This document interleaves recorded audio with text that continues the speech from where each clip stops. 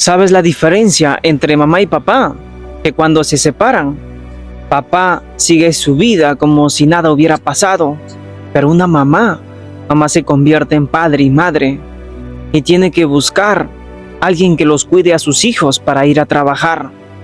Mamá tiene que trabajar 24/7 y al final tiene que llegar a recoger a sus hijos y cuidarlos.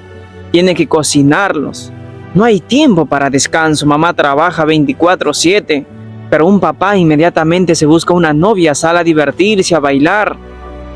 Pero una mamá no tiene tiempo para salir a divertirse. Mamá no puede salir porque tiene a sus hijos. Esa es la diferencia cuando una mujer y un hombre se separan. Si la ves divirtiéndose, es porque se lo merece.